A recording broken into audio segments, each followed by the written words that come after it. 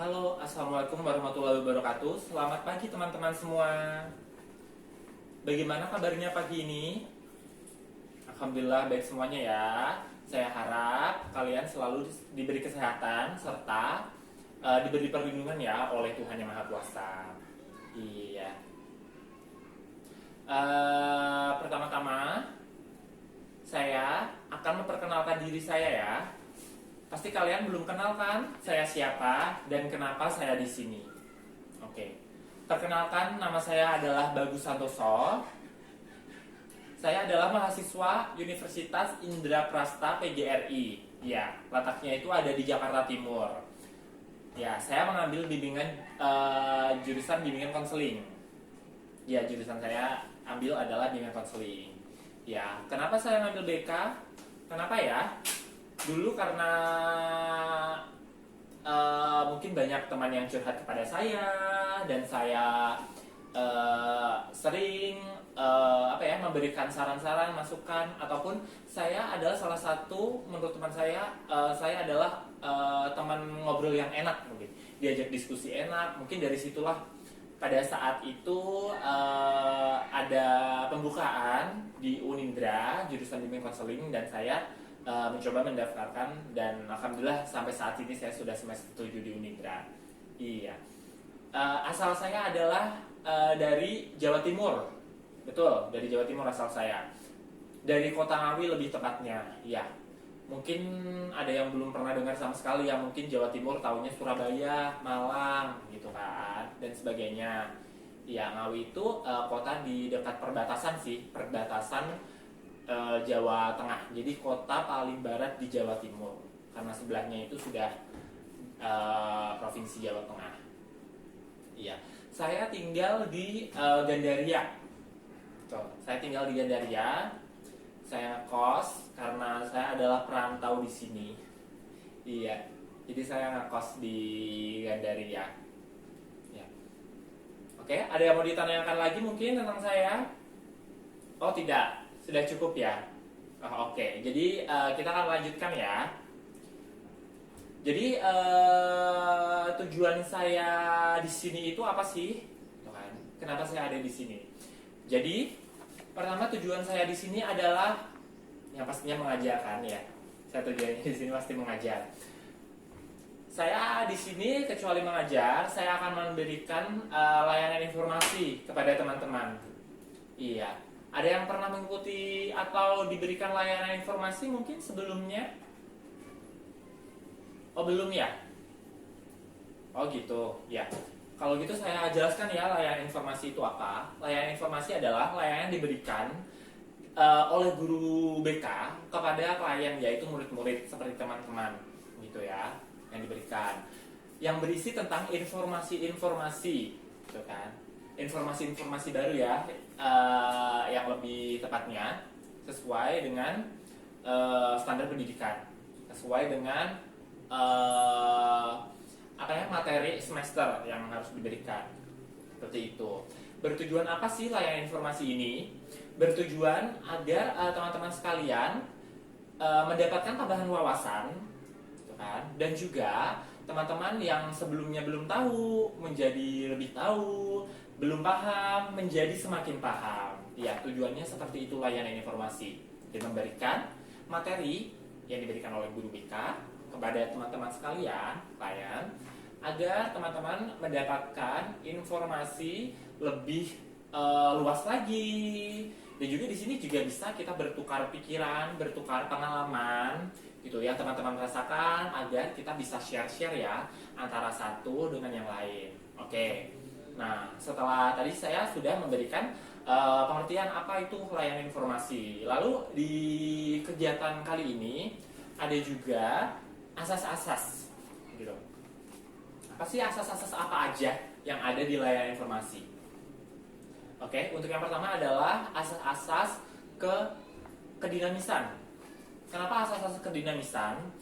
Pada layanan informasi ini kan informasi yang saya berikan kepada teman-teman sekalian, tapi teman-teman juga harus mungkin menanggapi gitu, agar dinamis antara satu dengan yang lain, saling berkaitan, saling bertukar pikiran, saling melempar argumen mungkin, ya seperti itu.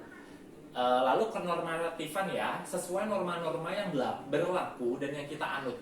Jadi untuk materi ini sesuai norma-norma ya, tidak ada yang melenceng dari norma-norma yang berlaku di kehidupan kita sendiri.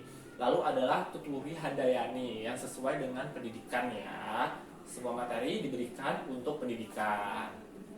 Oke. Jadi di sini saya ada kopian materi ya yang sudah saya copy jadi beberapa lembar dan beberapa banyak ya. Nanti ini saya mohon untuk ketua kelasnya di sini siapa ya? Oh iya, Ananda ya. Oke, nanti saya minta tolong untuk diberikan ke teman-teman lain untuk materinya dibagi-bagikan aja. Nanti saya kasih waktu sekitar 4 menit ya, 4 menit untuk dibaca. Tapi sebelumnya di sini saya akan memberikan topik yaitu adalah rokok. Nah, pasti kalian sudah pernah dengar kan? Pasti jangan-jangan kalian juga pernah merasakan apa itu rokok mungkin. Iya. Jadi materi yang saya berikan adalah rokok. Nah, sebelumnya saya akan membuat grup-grup kecil ya, kelompok-kelompok. Mungkin kita menggunakan small discussion. Lalu materi ini saya nanti diberikan oleh ketua kelas, lalu disebarkan ke beberapa kelompok, lalu nanti mohon dibaca sekitar saya kasih waktu 10 menit, direnungkan, dipahami, mungkin sama kelompok bertukar pikiran dulu mungkin, seanggota kelompok bertukar pikiran, dibaca pengalaman apa yang sudah dilakukan, pengetahuan apa yang tahu tentang apa itu rokok dan sebagainya. Lalu selanjutnya nanti setelah itu kita akan berdiskusi gitu. Iya.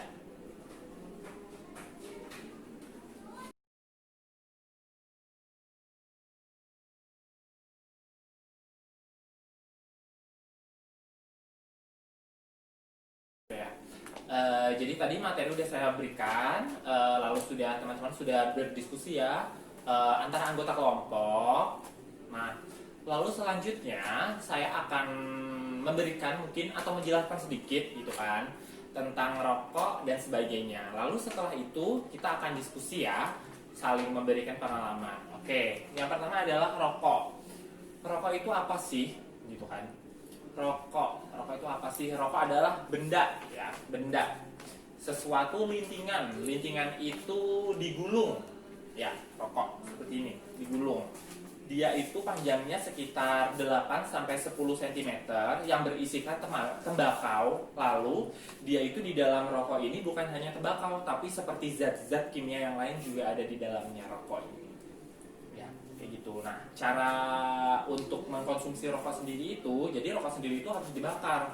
Jadi harus dibakar, tembakonya dibakar, dia keluar asap, lalu dihirup lewat mulut ke kerongkongan, lalu ke paru-paru. Seperti itu, lalu dihembuskan lagi. Iya, seperti itu. Jadi harus dibakar dulu ya kalau rokok itu. Nah, lalu tadi kan udah kan di pengertian rokok itu sendiri. Lalu zat-zat yang di dalam rokok itu apa sih yang terkandung gitu kan? Pertama itu adalah nikotin. Nikotin itu zat yang membuat ketagihan gitu kan. Kenapa sih orang rokok itu kok merokok terus? Kadang orang yang merokok itu mulutnya itu kayak berasa asem, berasa pahit gitu kan. Ada orang itu yang merokok itu 5 menit ngerokok, 10 menit ngerokok, ataupun beberapa menit ngerokok lagi gitu kan. Kadang pun juga ada orang yang ngerokok itu bisa sampai sehari 2 bungkus gitu kan. Padahal dalam satu rokok itu aja ada sampai beberapa batang gitu kan. Pasti 10 lebih kan berapa batang. Nah, jadi adalah zat nikotin itu adalah zat yang membuat kecanduan. Jadi ingin terus mengkonsumsi seperti itu. Nah, selain nikotin ada juga karbon monooksida, gas asap kendaraan. Nah, harusnya gas asap itu yang dikeluarkan dari kendaraan, knalpot motor, mobil ataupun kendaraan lainnya itu adalah gas yang ada di dalam asap rokok gitu kan. Bagaimana tidak berbahaya coba, yang harusnya untuk kendaraan tapi masuk dalam tubuh kita gitu kan. Yang ketiga adalah itu tar ya, yang zat-zat yang terkandung di dalam rokok itu. Yang ketiga adalah tar. Tar ini adalah zat untuk mengaspal jalan raya gitu kan. Apa ya, sangat miris juga ya pada saat kita mengkonsumsi sesuatu tapi zat-zat berbahaya.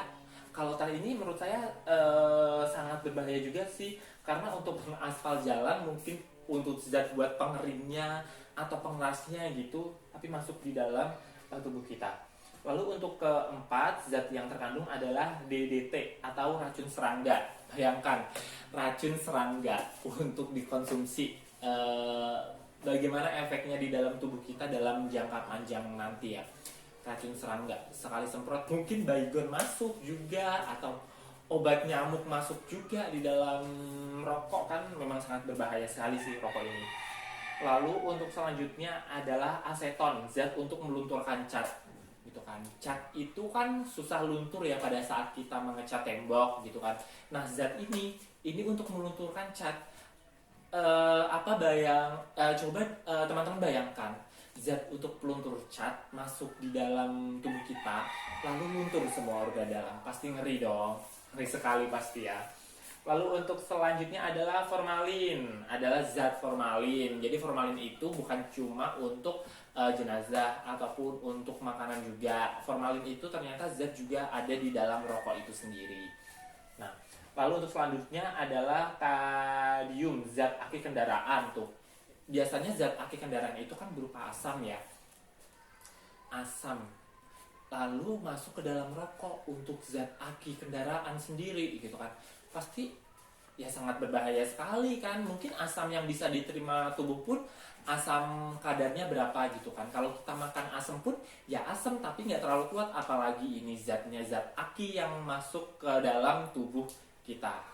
Nah, jadi di dalam satu batang rokok itu ada beberapa zat. Ini sebenarnya masih banyak sih, ada sekitar 15 zat ataupun lebih. Tapi ini yang beberapa zat yang terkenal tadi dalam kandungan satu batang rokok yang terkenal yang saya sebutkan tadi. Saya ulang ya, ada nikotin, karbon monoksida, tar, DDT, aseton, formalin, sama kadium. Nah itu. Jadi di dalam rokok itu sendiri itu semua zat berbahaya ya. Jadi rokok itu berbahaya ya teman-teman. Ingat, rokok itu berbahaya, tidak ada manfaat yang baik ataupun manfaat yang yang berguna untuk tubuh. Jadi satu batang rokok itu sangat merugikan sekali. Coba teman-teman pikirkan, mungkin satu batang rokok aja sudah banyak zat berbahaya. Coba kalau dikali berapa batang, berapa bungkus dalam sehari, berapa lusin dalam seminggu. Coba beberapa tahun, memang sangat berbahaya sekali. Dan kita harus hati-hati ya dengan rokok ini sendiri. Lalu untuk selanjutnya kita tadi sudah membahas zat-zat. Lalu alasan mengapa sih orang-orang itu merokok? Teman-teman tahu nggak alasan kenapa orang-orang itu merokok? Yang pertama adalah coba-coba. Dulu saya pada saat masih sekolah itu memang banyak teman saya itu coba-coba rokok gitu kan. Coba dong, apa sih ini, penasaran. Pengen coba-coba, apa sih ini rokok, pengen dong nyoba. Dulu saya juga sempat merasakan mencoba rokok. Tapi saya juga pada saat itu sekali nyoba kayak sudah nggak suka gitu karena asap, karena memang dari diri saya langsung penolakan gitu ya. Tapi memang sangat bahaya sekali ya, karena coba-coba. Dari coba-coba itu nanti bisa keterusan ya, seperti itu ya. Lalu untuk selanjutnya adalah agar terlihat gaya. Kadang di suatu perkumpulan itu banyak perkumpulan cowok ya, terutama perkumpulan laki-laki banyak sekali.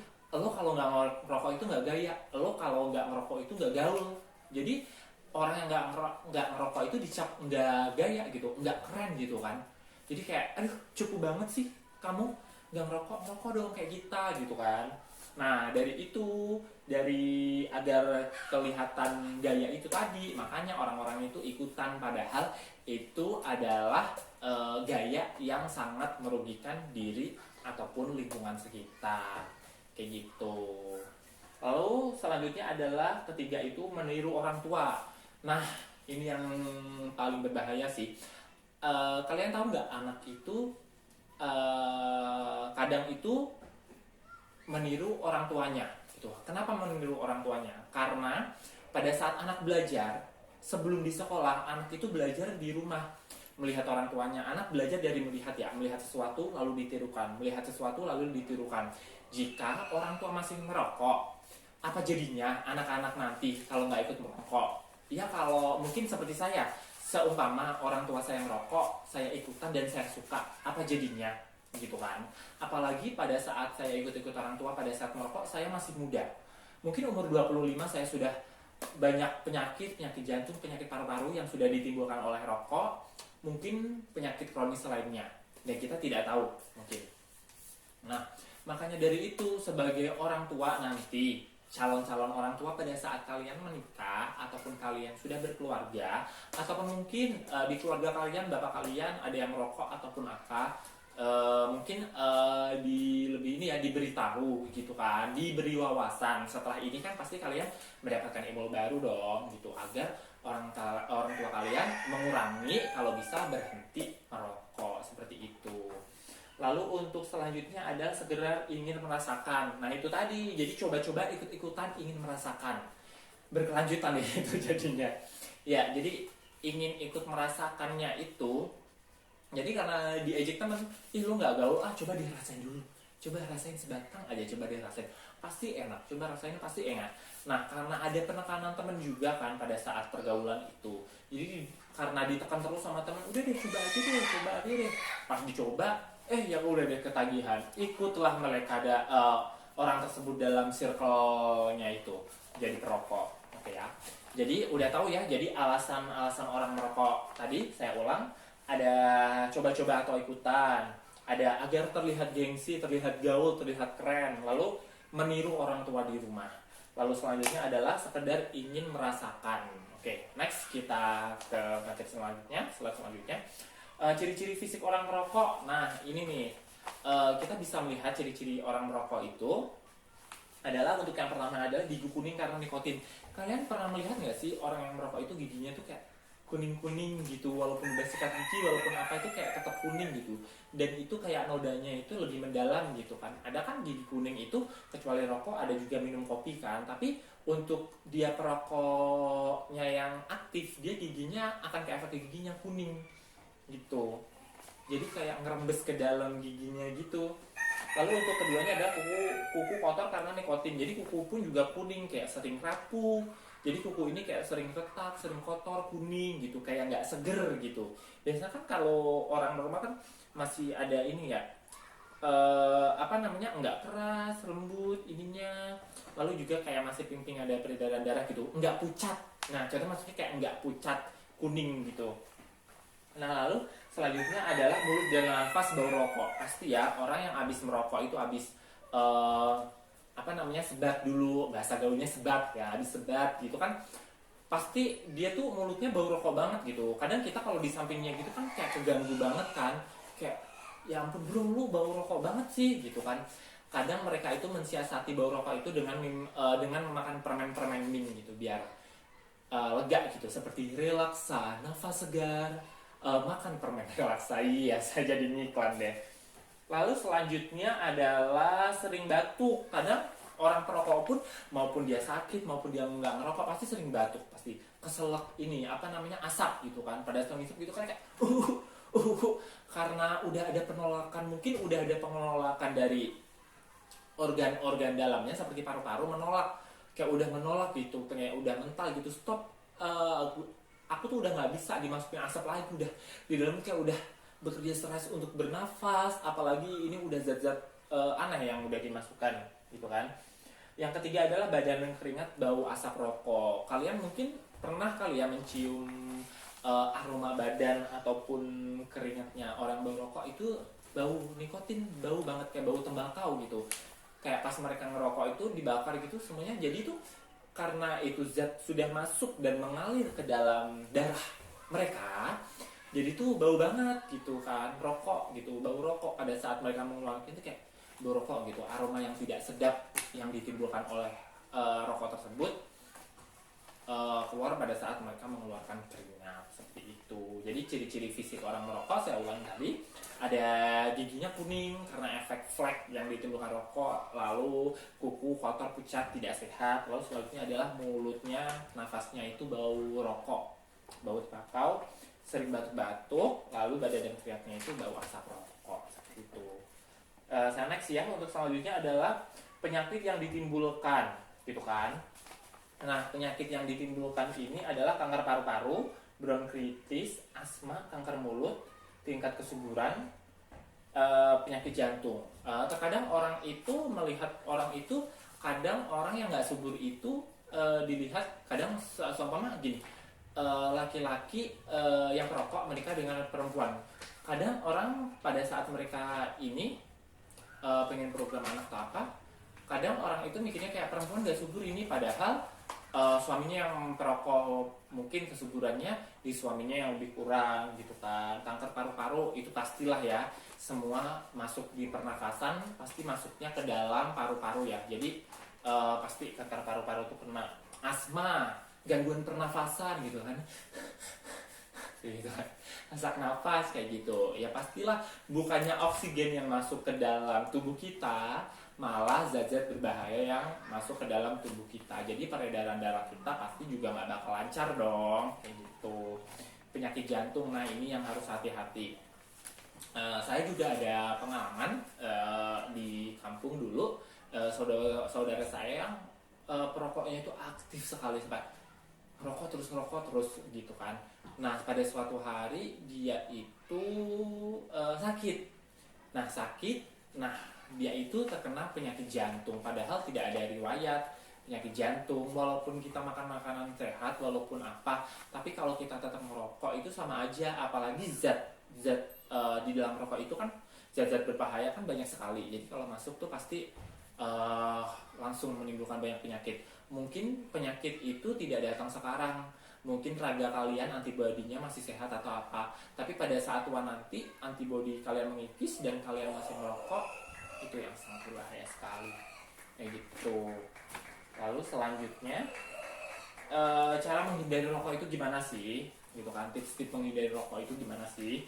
Nah, untuk menghindari rokok sendiri itu menghindari dan berkumpul dengan orang yang berokok. Nah, orang perokok itu kan ada dua, perokok aktif sama perokok pasif. Perokok aktif itu orang yang merokok langsung. Nah, untuk perokok pasif itu orang yang duduk yang menghirup asap rokok yang dikeluarkan oleh perokok aktif tersebut. Nah, seperti itu. Jadi kita emang harus hindari orang yang rokok gitu kan. Jadi kita harus hindari aja kalau kayak kamu mau ngerokok, oh ya udah aku mau jauh dulu aja. Kalau kamu udah selesai ngerokok, semuanya udah tuntas, baru maksudnya ngobrol atau apa, karena memang menghindari asap itu tadi gitu kan. Yakinlah rokok, untuk yang kedua, yakinlah rokok bukan sarana pergaulan. Jadi itu kan tadi udah disinggung ya, maksudnya kenapa orang coba merokok, ya karena pergaulan itu tadi gitu kan. Jadi rokok itu bukan salah satu ini kok, sarana pergaulan kok. Dan orang yang gaul itu juga nggak harus merokok gitu kan. Lalu selanjutnya adalah jangan malu mengatakan bukan perokok. Jadi tuh kadang kan orang kan nggak tahu ya kalau kita emang bukan perokok. Kadang tawarin, mau nggak mas ini rokok, mau nggak gitu kan, coba dulu mau nggak gitu kan. Katakan aja kalau kita emang udah tahu rokok itu berbahaya, katakan aja mohon maaf saya bukan perokok gitu, terima kasih banyak atas tawarannya atau apa, ditolak dengan secara halus ya teman-teman ya. Lalu selanjutnya adalah lakukan hal-hal positif. Jadi daripada kita ngerokok, mending kita bersih-bersih, nyapu lantai, ngepel lantai, terus cuci piring lah, apalah gitu. Jadi kita di mindset kita selalu harus menanamkan hal-hal positif, kegiatan-kegiatan positif yang harus kita lakukan daripada kita merokok. Lalu untuk selanjutnya adalah perbanyak informasi tentang rokok. Nah, seperti ini. Jadi layar informasi adalah menambah wawasan kepada teman-teman sekalian, kepada klien, gitu kan, untuk menambah wawasan dan informasi. Jadi teman-teman semakin banyak tahu, jadi teman-teman semakin memikirkan langkah pada saat teman-teman melakukan sesuatu, teman-teman memikirkan tersebut sebelum melakukan. Karena apa? Karena teman-teman sudah dibekali dan mengetahui banyak-banyak informasi tentang sesuatu hal yang mau teman-teman lakukan. Jadi seperti itu. Jadi cara menghindari rokok ya. Lalu PPT-nya sudah selesai ya untuk yang dibahas. Jadi teman-teman, selanjutnya kita boleh ini ya, berdiskusi mungkin antara satu dengan yang lain, berdiskusi dulu. Lalu setelah teman-teman berdiskusi kelompok, kita selalu berdiskusi bareng-bareng.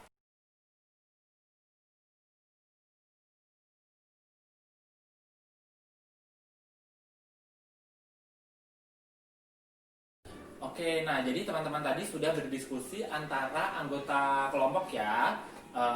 Kayaknya udah mulai ini nih, kurang semangat nih belajarnya lagi nih. Kalau gitu kita ice breaking dulu ya. Nah, ice breakingnya apa coba? Oke, jadi ice breakingnya adalah kita menyanyi potong bebek angsa. Oke, jadi pada saat kita nyanyi potong bebek angsa, nanti yang saya tunjuk itu harus meneruskan lirik, tapi yang lain diem.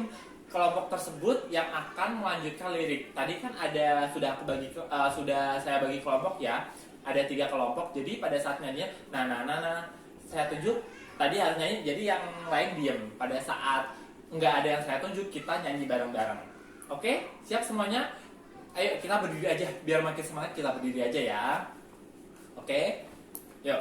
Potong bebek, masak di Nona minta dangsa, serong, la la la la la la la la, ye. Ulang lagi ya, biar makin semangat lagi nih, yuk. Potong bebek, masak di Nona minta dangsa 4, serong ke, la la la la la la la la la la. Gimana, udah mulai timbul semangat lagi ya kita habis ice breaking ya. Oke. Nah, jadi tadi sudah yang seperti saya sampaikan, tadi sudah berdiskusi antara anggota kelompok. Sekarang kita berdiskusi antar kelompok, saling berlempar argumen, saling berlempar pengalaman tentang rokok, apapun itu semuanya yang tentang rokok. Apakah kalian pernah mencoba? Apakah ada di sekitar tiap rokok? Apakah kalian pernah melihat seseorang terkena dampak rokok tersebut, penyakit yang ditimbulkan oleh rokok dan lain-lain? Oke, silakan berdiskusi ya. Jadi saya di sini hanya pernah aja. Teman-teman boleh saling berdiskusi antar kelompok. Mungkin ada teman-teman yang belum tahu, nanti boleh ditanyakan kepada saya. Ya, oke ya. Jadi tadi sudah selesai untuk berdiskusinya ya teman-teman, sudah tanya jawab antar kelompok dan juga sudah bertanya kepada saya lagi. Nah, berhubung waktunya sudah mepet, sudah hampir selesai, saya mengucapkan terima kasih kepada teman-teman. Saya sangat senang sekali mengajar di kelas ini, berkenal dengan teman-teman, berbagi informasi, berbagi cerita, berbagi pengalaman. Semoga lain kali ataupun lain waktu saya dapat mengajar di sini lagi dan bertemu teman-teman sekalian. Ya, terima kasih banyak ya. Dan sebelum kita mengakhiri pelajaran kegiatan bimbingan layanan informasi hari ini, baiklah kita menutupnya dengan doa ya. Doa kembali saya pimpin saja ya teman-teman ya. Oke, ya. Sebelum kita mengakhiri kegiatan hari ini, marilah berdoa sesuai kepercayaan dan keyakinan masing-masing. Berdoa dimulai.